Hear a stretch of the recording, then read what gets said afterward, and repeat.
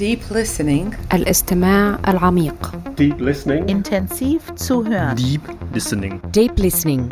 深度聆听 Deep listening. Impact beyond words.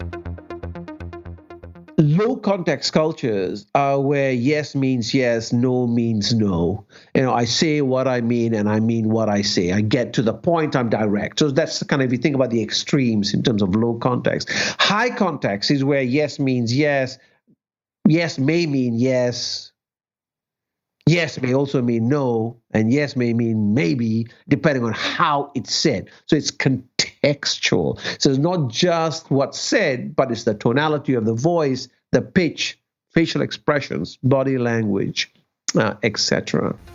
Deep listening. הקשבה עמוקה. L'écoute profonde. Deep listening.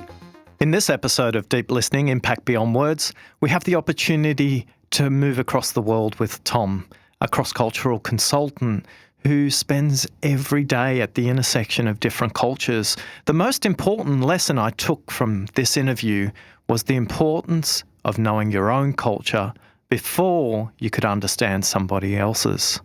Tom talks about the importance of listening for meaning, for listening for what's unsaid, for the use of silence in high context cultures, and what that means. I love the story about the Korean banking example. Listen out as we travel all the way to Korea to understand if somebody from the West can close a deal without really understanding the importance of silence. Explore with Tom as he talks about the difference between British Standard Time and Indian Stretch Time and what that means when you're setting up a meeting so that people can listen carefully to what's being discussed rather than spending all your time paying attention to the clock. And then finally, listen out and watch as the curry and yogurt drips down his wife's wrist all the way to her sleeve as she turns to Tom to ask for advice on how this works across cultures. Let's listen to Tom. Deep listening. Deep listening. Tiefes Zuhören. Deep listening. So as someone who's committed themselves to creating greater understanding across cultures, what advice would you give to listeners when they're consciously aware that somebody's come from a very hierarchical Asian education system and what that means in a Western context?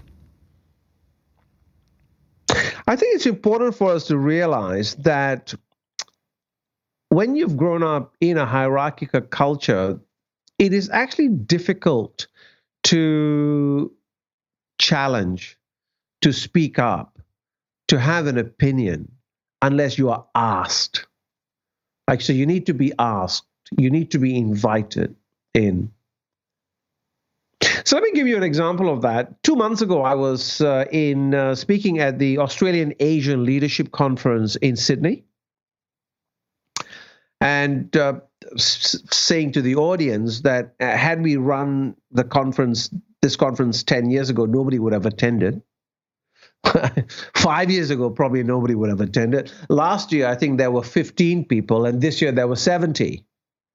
And majority, 95% were Asians. 5% Anglos, and the age group ranged from 18 to probably mid to late 30s was the demographic. And I kind of mentioned to the group out of jest, really. I said, I bet you there are more MBAs in this group than you could poke a stick at. So let's have a show of hands, right? And so next thing you know, all these MBAs in the group. And I said, I bet you what's happening is, so here we are, group of people, highly educated. Most of them would be second generation Asians, so which means their parents came here, worked really hard, 2 jobs, educated them. They've gone into the corporate world, worked really hard, studied hard, doing what's required, have moved up the organization, and suddenly are now facing that sense of, how do I move forward here? Normally known as the glass ceiling for women, we call it the bamboo ceiling within the Asian context, sometimes now referred to as the cultural glass ceiling, whichever way it is. But it's that, how do I actually move into that senior level, and what is it? And the reality being that, it's not the education, it's not the things that of how hard you work, it's all the things that's the unsaid, okay, which is really around organizational culture. For instance, the things that'll be going through the senior leaders in terms of, can I put you in front of the analysts and will they trust you? Can I take you out for a formal meal and will you know which knives and forks to use? Those things are the things that's actually very tacit, right? Unspoken. How do we learn those things? And the importance really then of when it's how do we learn that? So for people who are from a different culture, the importance of actually looking for sponsorship, guidance, coaching, so that we can learn the rules of the game. But vice versa, how do we, on the other hand, as Western leaders, also look at developing those talent, developing those skills, unleashing that, so that we get the maximum out of them as well? Mm-hmm. And sometimes it's as simple as how you shake hands. Oh, yes. Yeah. I think the shaking hands thing is actually a key thing. I mean, let me give you an example of that. When I first came as I said, to Australia, in that first summer, my job, I picked up a job that summer and was selling encyclopedias door to door, right? So this just shows you how far back it goes. As my son would say, why would anybody buy books? But I said there was a time, in a different era. And I remember in my first month of selling encyclopedias, I sold absolutely nothing. I went to my sales manager at that time, Mr. Ian McLaren, and I said, Mr. McLaren, please help me. I'm trying hard. I'm doing everything that I'm supposed to do. Nothing seems to be working. And Mr. McLaren turned around and said, Tom, I'm going to teach you a couple of things. Here's what I want you to do. Put your hand out. And he shook my hand. He said, give me a good, firm handshake and look at me in the eye. Which I did. And one of the things I realized was, coming from Malaysia, when we shake hands in a very gentle manner. But in Australia, it's important to have a firm handshake, and it's gender neutral, because a firm handshake depicts a number of things. You're trustworthy, you're sincere, you can be counted on, you're reliable, you're not a wet fish. All comes from a handshake. And if you think about all the work that we do on bias, unconscious bias, nonverbal communications, I'm getting all my indicators from that handshake. Okay? Whereas in Malaysia, a gentle handshake demonstrates respect, sincerity, commitment. And so there was a clash, right? So obviously I'm having the intention of having a soft handshake here, but giving the wrong impressions. So I had to really shift my handshake. And also about eye contact becoming much more important. Again, in the Asian context, around you'd maintain eye contact, but you'd avert the gaze as also a matter of being respectful. Whereas here, eye contact is much more important. Those were all nonverbal communication. And, I think I will always be indebted to Mr. McLaren. I mean, he was really a cross-cultural coach without even knowing that he was a cross-cultural coach. Deep listening. Deep listening. 깊은 듣기. Deep listening. The question I'm wanting to ask is the question about the role of silence across the two cultures. I think if we think about from a literature point of view, if you look at the theory, one of the differences that we talk about in the literature around culture is high context, low context communication styles. based very much on the work of Edward Hall. And so low context cultures are where yes means yes, no means no. I say what I mean and I mean what I say. I get to the point, I'm direct. So that's the kind of, if you think about the extremes in terms of low context.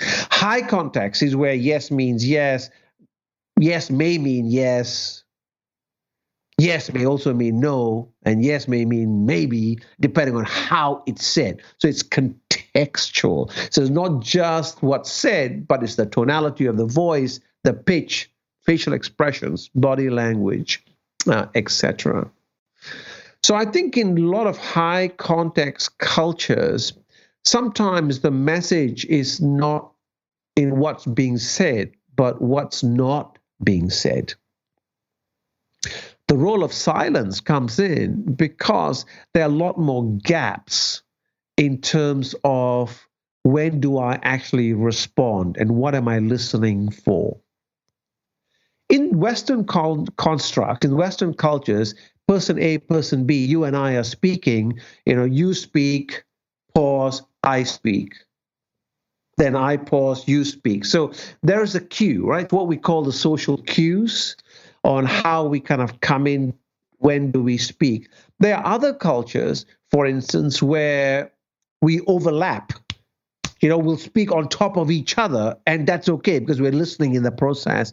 And then there are, again, other types of cultures where one person speaks, there's a gap of 3 to 5 seconds before the next person speaks. 3 to 5 seconds, next person speaks. So the gap of silence is to demonstrate as a level of respect. I've heard you, I'm processing what you've said, and now let me respond. Which is in fact very challenging actually for Western leaders, I find. And one of the things I have to work with senior Western execs is actually to shut up, to keep quiet. I'll give you a classic example of a client of mine who worked in the banking industry, who went to Korea on a meeting, and really the Koreans are very high context cultures, very relationship based, and in the process, as he did on reflection, and although we practiced it before he went, we talked about it quite a bit. It's one thing to kind of talk about it. It's another thing to do it when you're in the moment. And I think he was conscious of the fact afterwards on reflection where he just overspoke it, right? He just overtalked. He would ask a question, there'd be a pause. And what was going through his head was, oh, maybe they didn't understand the question. So let me say it another way. Okay, or let me say it louder. Let me rephrase that rather than just allowing, rather than just to sit in it. So I think that was that's an example of where it occurred. And I think also the other thing in terms of also high context, low context is at the end of the presentation, when he had done the presentation, they said their response was, oh, it's very interesting. We will give it very careful consideration, which for him was an indicator that it had gone well. The reality of it is it was actually a no. They were actually turning it down. So again, how do we listen for meaning in what's being said? How do we actually, instead of just looking at the literal translation, how do I actually understand what is actually the intentionality of the word, of what's being said? Well, I also have learned from that example, because I learned from him. So I have shifted in the way I coach. And so I've improved in myself. And one of the things now that I teach a lot of my clients is, especially in those contexts when they're working in those cultures, is to ask a question and then do a physical movement. In most instances, I teach people to pinch just the part between the thumb and the index and the finger, just to pinch themselves as a way of reminding themselves to keep quiet. to shut up. Like, so ask the question, hold on, breathe, pause, and to be comfortable in the silence. And in that state, your client solicited that it's a really interesting presentation and will give it consideration, which is a very elegant and very respectful no. Yeah. Yet they walked away from the presentation thinking they had a chance. Is there any other question they could have asked in that moment to get a better insight themselves? Absolutely. So it's always to ask the follow-up questions. So the questions in that instance would have been, thank you very much for that. Can I ask you, what was it that was interesting about it?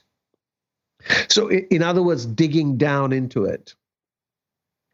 When someone says, yes, we will think about that more, or like, oh, yes, we can do that. Okay, terrific. What's going to be the first step in terms of moving that into action? So actually, delving down into it, specifically with high context cultures, because bearing in mind that in a lot of high context cultures, it's also about maintaining face, showing respect. So they don't want to turn down. And a lot of cultures find it very difficult to use the word no.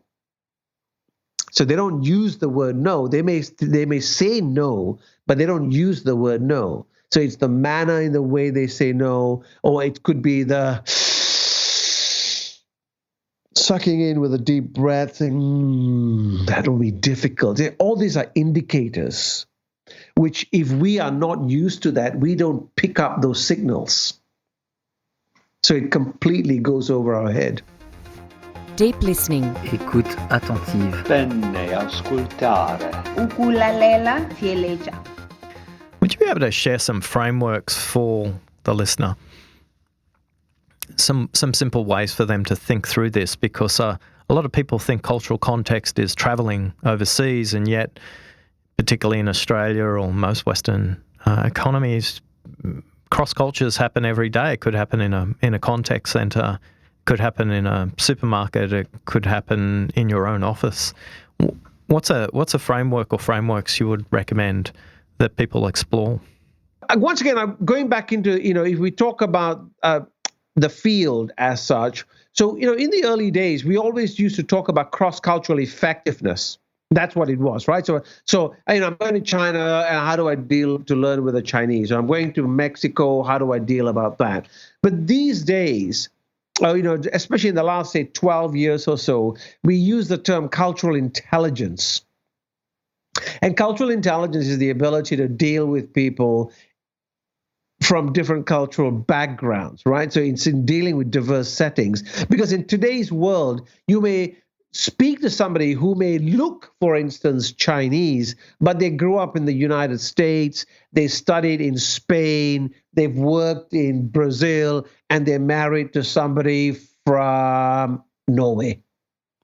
Okay? So it's that whole issue around, how do I build a skill set that allows me enough flex? How do I then understand and appreciate my preference in terms of my style of speaking, my style of listening, and how do I allow for time to do that? And that ability to actually pause, which is in fact what you talk about, right? So it's about deep listening. How do I listen for the message that's behind the words?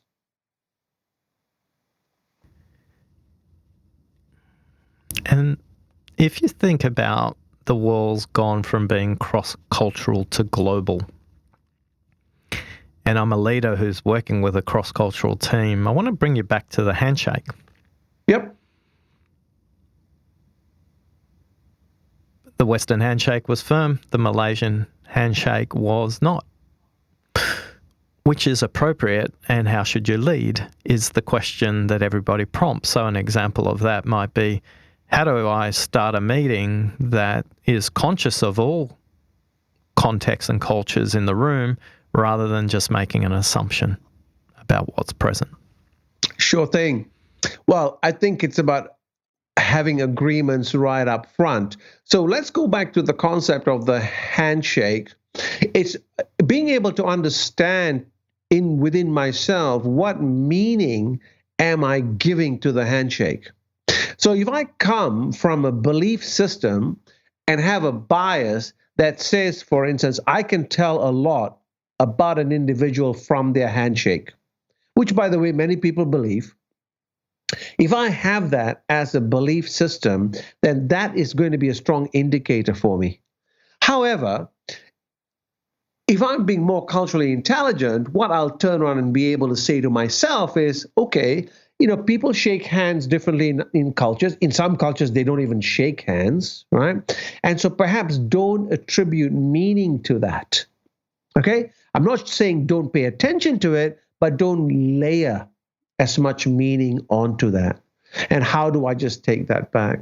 Your question then also about if I'm working in a team that has people from multiple cultures, how do I set that up? I think it's about having ground rules. So I was earlier in the year in Mumbai working with a multinational.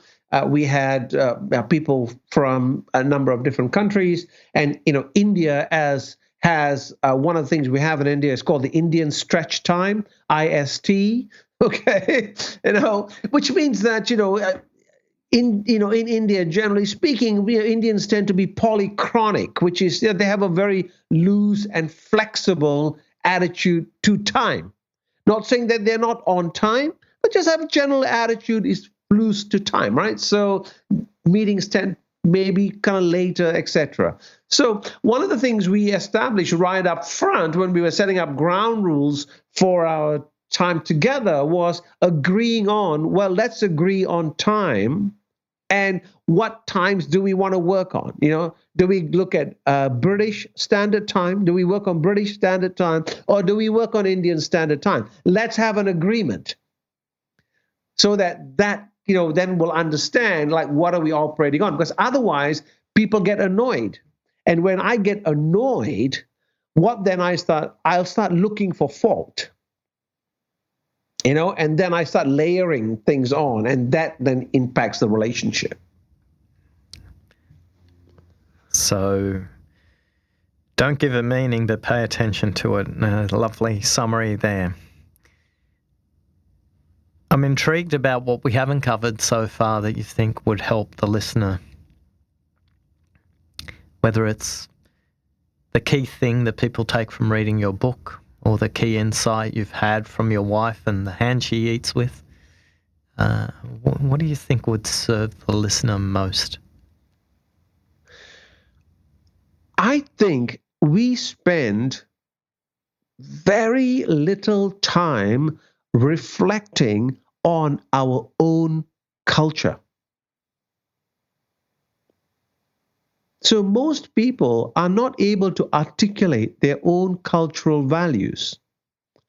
We live in a globalized world. One of the biggest requests I get is, tell us about the other.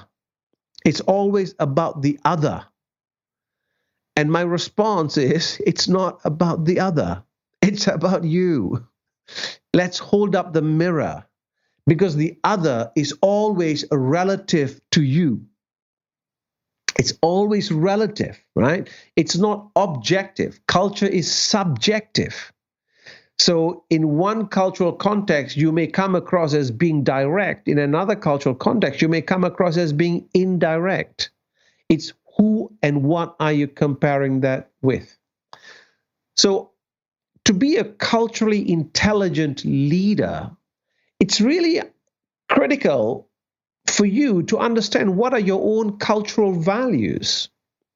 What are the signals that you look at in terms of professionalism, good teamwork, good cohesion, trustworthiness, reliability? So if you can understand that, then you know within yourself, those are the standards you're using to assess, to gauge, and also be appreciative that I'm actually using my lens. Okay, I'm using my lens in a different context. Yes, it may be correct, but I also may be incorrect. So who do I check that with? How do I get a reality check? So if I'm then conscious about know yourself, right? Know thyself, which just goes back to the philosophy of way old ancient times. Know thyself so that in that way you can be more effective in dealing with others. What advice would you give professionals who have to work with language interpreters? Speak less. Speak less. I think for those people who have good command of English, they tend to overuse the language, especially when you have people who are interpreting. It does take a lot of time. There's the old story about the successful business person who went on a trip to Japan. And he had an interpreter with him on his first day. So, obviously did his presentation. And he was from the West. Let's not talk about any particular country. But part of the presentation style was about starting the presentation with humor. So he had a number of jokes right up front. And his first presentation in Japan, people laughed at his jokes. So he was really happy with how the presentation went. On his second day, he was doing the same presentation to another group, but this time he had a different interpreter. He told the same jokes, but no one laughed. So he thought to himself, gosh, this interpreter is not funny. On day 3, same presentation, he had the interpreter from day 1, told the same jokes, and everybody laughed. He said, okay, I'm back. He was excited. But in the back of his mind, he thought to himself, I better check some assumptions that I've made. So at the end of the presentation, he asked the interpreter, look, day 1, told the jokes, everyone laughed. Day 3, told the jokes, everyone laughed because you were the common denominator. But day 2, no one laughed at the jokes. So tell me, how did you tell the jokes that people were able to laugh? And she said, well, sir, I just told the audience, the gentleman has just made a joke. Please laugh. And that is a true story. So jokes are very difficult to translate over, over different cultures. It's so culturally bound. So speak less. Deep listening. הקשבה עמוקה. L'écoute profonde. Deep listening. It's really important for us to realize that culture is tacit. So in other words, you know your culture. It's in your gut. Like you know it. I may not be able to articulate these are the things that's important in my culture, but I know it. And my wife is English. So many years ago when, before we got married, I took my wife back to visit my parents in Malaysia. And my wife, in an attempt to demonstrate cultural sensitivity, said to me, Tom, in your house, I'm going to eat food with my fingers because I'm Indian, growing up in an Indian household, we eat food with our fingers. And I said, yeah, great. That's a good idea. Do that. So, our first meal, my parents are there, my brothers, my sister. We're, eating our meal. In the first 5 minutes, my wife turns around to me, nudges me in the ribs and says, how do you stop the curry and yogurt from running down your hands? And I said, I don't know. But it wasn't happening to me. And it wasn't happening to anyone else at the table. It was only happening to her. It really drove home the point that I'd learned how to eat food with my fingers from a very early age, right? And that's a whole art and science of how to eat food with your fingers, right? It's an etiquette, how do you mix the food? How do you get the consistency, etc.? I mean, because I've read up on it now, so I know how to talk about it. So we learn those things within our culture, and that's just to do with food. But think about how we deal with hierarchy, how we deal with members of the opposite gender, how do we deal with conflict, how we deal with teamwork.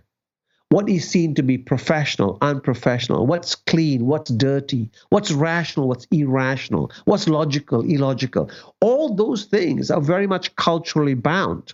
And within an individual, you will have different parameters on those things based on your cultural upbringing. Now, you may not agree with all those rules. Okay, you may not agree with them, and you may not like them, but you know the rules. Compared to when you're working across cultures, the person who breaks the rules is the individual who doesn't know the culture. And that's what creates the angst. That's what suddenly highlights, well, that's a cultural norm, and that individual has, what has that individual done? So let's talk to how conflict plays across differently. I had a great map of the world drawn for me the other day. If we drew a circle from Pakistan through China, Japan, and all the way down to Indonesia, more people live inside that circle than live outside that circle. How do you think they treat conflict differently? Well, I think if you think about conflict, it's really having different points of agreement, isn't it? Different points of view, right? So how do I actually deal with someone who has a different point of view? Now, of course, in certain cultures, and if you're coming from a more collectivist culture, higher group orientation, more people, higher density living, it's not easy to just disagree abruptly. So you may disagree gently. You may disagree in ways that actually maintains relationships in the same context, because the relationships are important, as compared to working in, coming from maybe individualistic cultures where it's about having a point of view. If I disagree with you, it's actually pointing out the fact that I disagree with you. And here's my point of view. And what's your point of view? And being able to enter into robust debate, robust discussion, versus for those cultures for whom one of the great values is actually maintaining harmony. What would be the one tip you would give to the audience to improve their listening across cultures? One tip would be to be interested. Be interested in the other. Be interested rather than being interesting. Be interested. Because everyone has a story, Oscar. Right? Everyone has a story. How do I listen to the story? I think that's a really simple place to finish. Thank you very much, Tom. Most welcome, Oscar. Thank you. Deep listening. Deep listening. Kuyingisela swinene. Deep listening. I could have spoken to Tom for another hour. The examples he came up consistently, you could see there was decades and decades of experience in the work that Tom had done. I love the way he talked about high context cultures, which were Korean, Japanese, and Chinese cultures, and the way he contrasted them to low context cultures. Also the way he talked about collectivist versus individual approaches in language and how you need to listen for that, particularly when you're dealing with conflict in situations that may be teamwork or across organisations. My favourite phrase was when he talked about shaking hands, and the strength or lack of in a handshake is important. What he said was, don't lay a meaning onto it, but it is important to pay attention to it. Tom spent a lot of time talking about the role of meaning and understanding the meaning that's applied while you're listening, and what are the various filters that you're using in your listening. It's really important to step back and understand your own culture first. It's only when understanding your own culture that you can listen for the differences in others. How deeply do you understand your own culture in the way meaning is attributed to a handshake? What level are you listening on across cultures? In an intensely global world today, It's critical that you have a lens to understand culture. How loudly are you speaking? How quickly are you speaking? And how does that help or hinder the other person from listening? The one tip I took away from Tom that I'll integrate into what I do is when I asked Tom the question, what do you do to listen to alternative positions? And Tom actively, consistently, and deliberately integrates those questions into anything he does to invite other perspectives into that dialogue. So in that way, he not only increases the perspective on his own understanding, but he allows others to be heard when expressing their perspective. So how actively are you inviting diverse perspectives into a dialogue so not only that you can listen to them, but they can feel heard? Thanks for listening. Deep listening. Deep listening. Lord Lascelles. Deep listening. Deep listening. Whakarongo Pohonu. Deep listening. Impact beyond words.